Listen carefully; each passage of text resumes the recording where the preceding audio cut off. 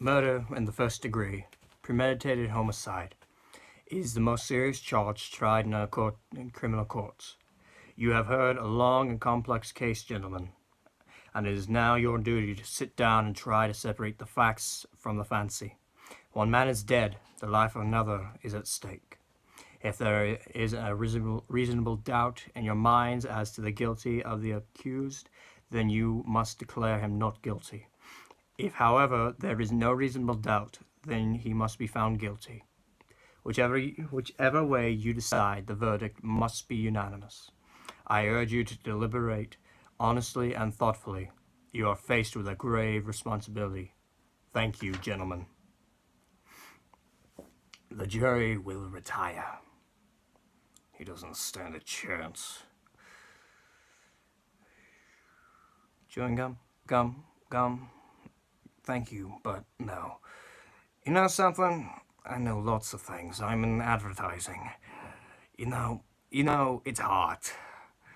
I never would have known that if he hadn't told me. Would you? I suppose not. I'd kind of forgotten. All I've done all day is sweat. I bet you aren't sweating like that kid who was tried. You'd think they at least can air condition the place.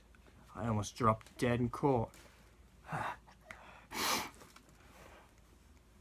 My taxes are high enough. This should go fast anyway. Yes, it is hard. Okay, gentlemen, everybody's here. If there's anything you want, I'm right outside. Just knock. Did he lock that door? Yes, he did. What do they think we are, crooks? They lock us up for a little while. And then they lock that kid up forever. That's okay by me. I never knew they did that. Sure, they locked the door. What did you think? I just didn't know. It never occurred to me. Shall we all admit right now that it is hot and humid and our tempers are short? It's been a pretty hard week. I feel just fine. I wonder what's going on down at the office. You know how it is in advertising. In 6 days, my job could be gone. And the whole company, too. They aren't going to like this. Well, figure this is our duty. I didn't object to doing my duty. I just mentioned that I might not have a job by the time I get back. Ask him to hire you. He's rich. Look at the suit. Is it custom tailored? Yes, it is. I have an uncle who's a tailor. How does he do? Not too well. You know, a friend of his that's a friend of my uncle, the tailor. Well, this friend wanted to be on this jury in my place. Why didn't you let him? I would have done anything to miss this. And get caught or something?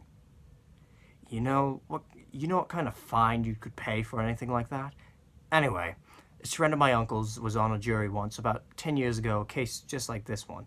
So, what happened? They let him off. Reasonable doubt. Do you know, about 8 years later, they found out that he actually had done it?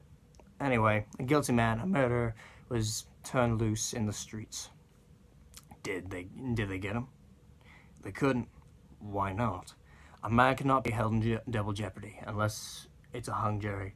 They can't try a man twice for the same crime. It isn't going to happen here. 6 days. They should have finished it in 2. Talk. Did you ever hear so much talk about nothing? Well, I guess they're entitled. Everybody gets a fair trial. That's the system. Well, I suppose you can't say anything against it. How'd you like that business about the knife? Did you ever hear a funnier story? Well, look, you gotta expect that. You know what you're dealing with. He bought a switch knife that night, and then he lost it. A hole in his pocket, a hole in his father.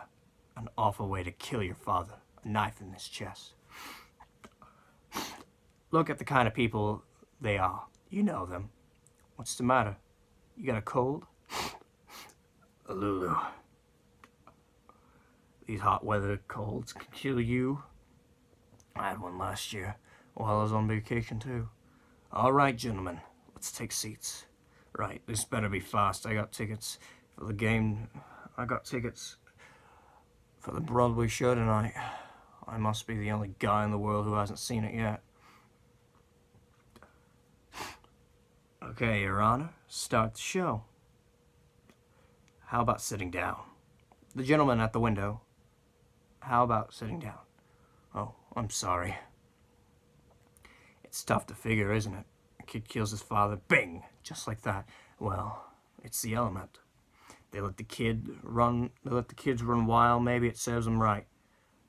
There are better proofs than some emotion you may have, perhaps a dislike for some group. We all agreed that it was hot, and that our tempers will get short.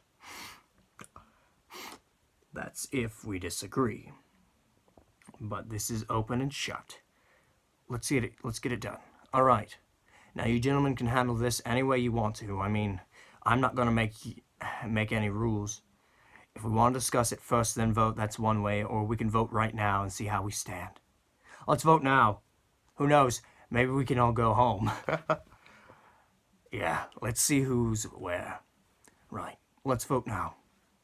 All right. Let's vote. Let us vote. Anybody doesn't want to vote? That was easy. Okay, all those voting guilty, raise your hands. 8, 9, 10, 11. That's 11 for guilty. Okay, not guilty. A, you're in the left field. Okay, 11 to 1. 11 guilty, 1 not guilty. Now we know where we stand. Do you really think he's not guilty? I don't know. After 6 days, he doesn't know. In 6 days, I could learn calculus. This is A, B, C. I don't believe it is as simple as ABC. I never saw a guiltier man in my life. What does a guilty man look like? He is not guilty until we say he is guilty. Are we to vote on his face? You sat right in court and heard the same things I did. The man's a dangerous killer. You could see it. Where do you look to see if a man is a killer? Oh, well, I would like to know. Tell me what the facial characteristics of a killer are. Maybe you know something I don't know. Look! What is there about this case that makes you think the boy is innocent? He's 19 years old. That's old enough. He knifed his own father. 4 inches into the chest. An innocent little 19-year-old kid. I agree with you that the boy is guilty, but I think we should try to avoid emotionally colored arguments. All right, they proved it a dozen different ways. Do you want me to list them? No. Well, do you believe that stupid story he told? Now. Do you believe the kid's story? I do not know whether I believe it or not. Maybe I don't. So what you vote not guilty for? There were 11 votes for guilty. It's not so easy for me to raise my hand and send a boy off to die without talking about it first. Who says it's easy for me? Or me? No one. He's still just as guilty, whether it's an easy vote or a hard vote. Is there something wrong because I voted fast? Not necessarily. I think the guy's guilty. You couldn't change my mind if you talked for 100 years. I don't want to change your mind. Just what are you thinking of? I want to talk for a while. Look, this boy's been kicked around all his life. You know, living in a slum. His mother dead since he was 9. That's not a very good head start. He's a tough, angry kid. You know why slum kids get that way? Because we knock them over the head at once a day, every day. I think maybe we owe him a few words. That's all. All right, it's hard, sure. It was hard for me. Everything I've got, I fought for. I've worked my way through college. That was a long time ago. And perhaps you do forget. I forgot. You do forget. I fought, yes, but I'm never killed. I know what it's like. I've never killed any. I've never killed nobody. I've been kicked around too. Wait until you've worked in an ad agency and the big boy that buys the advertisement walks in. We all know. In my country in Europe, kicking was a science. But let's try to find something better than that. I don't mind telling you this, mister. We don't owe the kid a thing. He got a fair trial, didn't he? When you know what that trial cost? He's lucky he got it. Look, we're all grown-ups here. You're not going to tell us that we're supposed to believe him. Knowing what he is, I've lived among him all my life. You can't believe a word they say. You know that? I don't know that. What a terrible thing for a man to believe. Since when is dishonesty a group characteristic? You have no monopoly on the truth. All right. It's not Sunday. We do not need a sermon. What this man says is very dangerous. I don't see any need for arguing like this. I think we ought to be able to behave like gentlemen. Right. Oh, all right. If you insist. Thank you. Sure. If we're going to discuss this case, why, let's discuss the facts. I think that's a good point. We have a job to do. Let's do it. If you gentlemen don't mind, I'm going to close the window. It was blowing on my neck. If you don't mind, I'd like to have the window open, but it was blowing on my neck. Don't you want a little air? It's summer. It's hot. I was very uncomfortable. There are 12 of us in this room. It's the only window. If you don't mind, I have some rights too. So do the rest of us. Couldn't you trade chairs with someone at the end of the table? All right, I will open the window if someone would trade. Take my chair. Thank you. Shall we get back to the case? Yeah, let's. I may have an idea here. I'm just thinking out loud now, but it seems to me that it's up to us to convince this gentleman that we're right and he's wrong. Maybe we can each talk for a minute or two, try it on for size. That sounds fair enough. Very fair. Supposing we go once around the table. Okay, let's start it off. Right. We'll start with you. Oh, well, I just think he's guilty. I thought it was obvious. In what way was it obvious? I mean, nobody proved otherwise. Nobody has to prove otherwise. Innocent until proven guilty. The burden of proof is on the prosecution. The defendant doesn't have to open his mouth. That's in the Constitution, the Fifth Amendment. You've heard of it. Everyone has. Well, sure, I've heard of it. I know what it is. But I meant, well, anyway, I think he's guilty. No reasons. Just guilty. There's a life at stake here. Okay, let's go to the facts. Number one, let's take the old man who lived on the second floor right underneath the room where the murder took place. At 10 minutes after 12 on the night of the killing, he heard loud noises in the upstairs apartment. He said it sounded like a fight. And he heard the kid say to his father, "I'm going to kill you." A second later, he heard a body falling, and he ran to the door of his apartment, looked out, and saw the kid running downstairs and out of the house. Then he called the police. They found the father with a knife in his chest, and the coroner fixed the time of death at around midnight. Right. Now, what else do you want? It doesn't seem to fit. The boy's entire story is flimsy. He claimed he was at the movies. That was a little ridiculous, isn't it? He couldn't even remember what picture he saw. That's right. Did you hear that? You're absolutely right. He didn't have any ticket stub. Who keeps the ticket stub at the movies? That's true enough, I suppose, but the cashier didn't remember him. And the ticket taker didn't either. Look, what about the woman across the street? If her testimony didn't prove it, then nothing does. That's right. She saw the killing, didn't she? Let's go in order. Just a minute. Here's a woman who's lying in bed and can't sleep. It's hot, Anyway, she wakes up and looks out the window, and right across the street she sees a kid stick the knife into his father.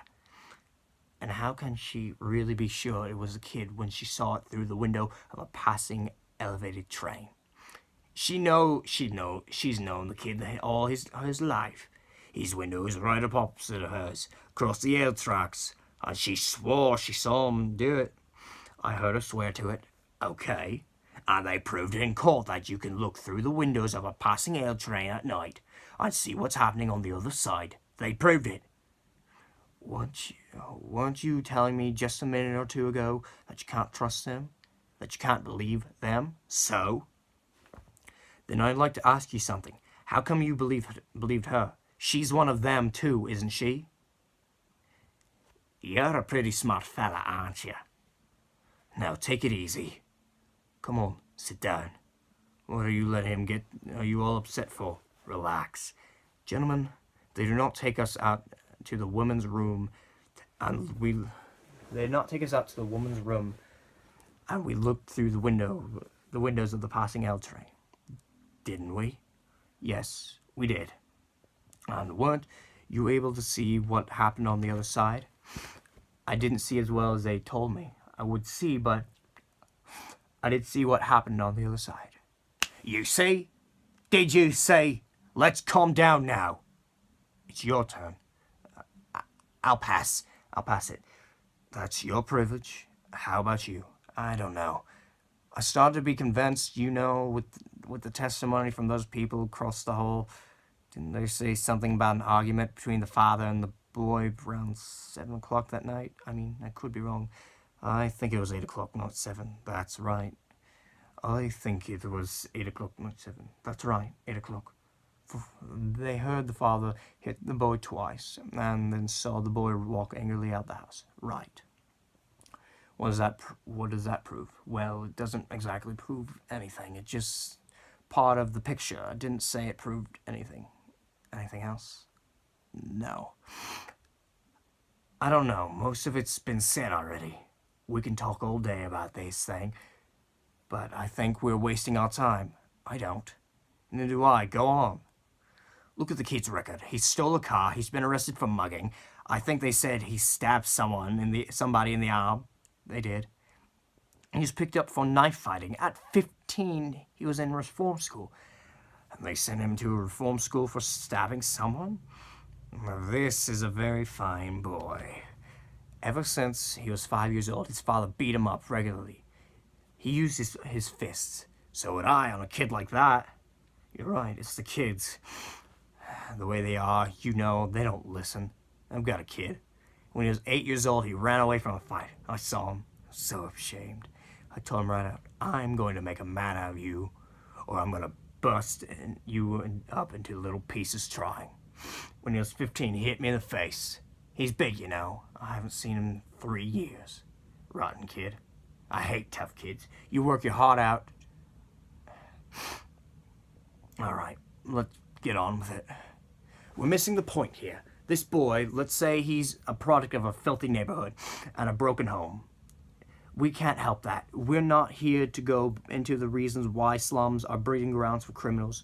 They are. I know it. So do you. The children who come out of the slums backgrounds are potential menaces to society. You said it there. I don't want any part of them, believe me. I've lived in the slums all my life. No, wait a minute. I used to play in a backyard that's filled with garbage. Maybe it still smells on me. Now, let's be reasonable. There's nothing personal. There is something personal. Come on now. He didn't mean it. He didn't mean you, feller. Let's try not to be so sensitive. Who did he mean? I can only understand this sensitivity. Now let's stop the bickering. We're wasting time. It's your turn. All right. If I had a peculiar feeling about this trial, somehow I felt that the defense counsel never really conducted a thorough cross-examination. Too many questions were left unasked. While it doesn't change my opinion about the guilt of the kid, still I agree with you that the defense counsel was bad. So, this is a point. What about facts? So many questions were never answered. What about the questions that were answered? For instance, let's talk about the cute little switch knife. You know, the one that fine, upright kid admitted buying. All right, let's talk about it. Let's get it in here and look at it. I'd like to see it again. Mr. Foreman, we all know what it looks like. I don't see why we have to look at it again. What do you think? A gentleman has a right to see exhibits in evidence. Okay, with me. This knife is a pretty strong piece of evidence, don't you agree? I do. Now let's get the sequence of events right as they relate to the switch knife. The boy admits going out of his house at 8 o'clock after being slapped by his father, or punched. He went to a neighborhood store and bought a switch knife. The storekeeper was arrested the following day when he admitted selling it to the boy. I think everyone agrees that it's an unusual knife. Pretty hard to forget something like that. Storekeeper identified the knife and said it was the only one of its kind he had in stock. Why did the boy get it? As a present for his friend of his, he says. Am I right so far? Right. You bet he's right. Now listen to this man. He knows what he's talking about. Next, the boy claims that on his way home, the knife must have fallen through a hole in his coat pocket, that he never saw it again, Now there's a story, gentlemen. You know what actually happened? The boy took the knife home and a few hours later stabbed his father with it and even remembered wipe off fingerprints. Everyone connected with this case identified this knife. Now, are you trying to tell me that someone picked it up off the streets and went to the boy's house and stabbed his father with it just to be amusing? No, I'm saying that it's possible that the boy lost the knife and someone else stabbed his father with a similar knife. It's possible. Take a look at that knife. It's a very strange knife. I've never seen one like it before in my life. Neither had the storekeeper who sold it to him. Aren't you trying to make us accept a pretty incredible coincidence? I'm not trying to make anyone accept it. I'm just saying it's possible. And I'm saying it's not possible. Yeah? What is it? Who do you think you are? Look at it. It's the same knife. Quiet! Let's be quiet. Where did you get it? I got it in a little junk shop around the corner from the boy's house. It cost me $2. Now listen to me. I'm listening. You pulled a real smart trick here, but you proved absolutely zero. Maybe there are 10 knives like that. So what? Maybe they are. The boy lied and you know it. And maybe he didn't lie. Maybe he did lose the knife, and maybe he did go to the movies. Maybe the reason the cashier didn't see him was because he snuck into the movies, and maybe he was ashamed to say so. Is there anyone here who didn't sneak into the movies once or twice when they were young? I didn't. Really? Not even once? We didn't have movies. Oh. Maybe he did go to the movies, maybe he didn't. And he may have lied. Do you think he lied? Now that's a stupid question. Sure, he lied. Do you? You don't have to ask me that. You know my answer. He lied. Do you think he lied? I don't know. Now wait a second. What are you? The guy's lawyer? Listen, there are still 11 of us who think he's guilty. You're alone. What do you think you're going to accomplish? If you want to be stubborn and hang this jury, he'll be tried again and found guilty sure as he's born. You're probably right. So what are you going to do about it? We can be here all night. It's only one night. A man may die. Oh, now, come on. Well, yes, that's true. I think we ought to get on with it now. Right. Let's get going here. How do you like this guy? Well, what do you say? You're the one holding up this show. Obviously, you don't think the boy is guilty. I have a doubt in my mind. But you haven't really presented anything to us that makes it possible for us to understand your doubt. There's the old man downstairs. He heard it. He heard the kid shriek out. The woman across the L tracks, she saw it. We know he bought a switch knife at night and we don't know where he was. At the movies? Earlier that night, the kid and his father did have a fight.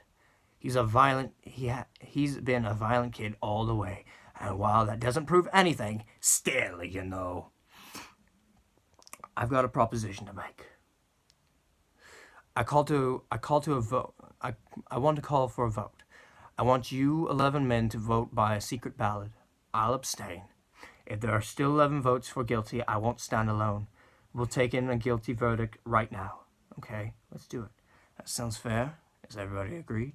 I certainly am. Let's roll with it. Perhaps this is best. Guilty, guilty, guilty, guilty, guilty, guilty. That's 6. Please. 6, guilty, guilty, guilty, guilty. Not guilty, guilty. How do you like that? Who was it? I think we have the right to know.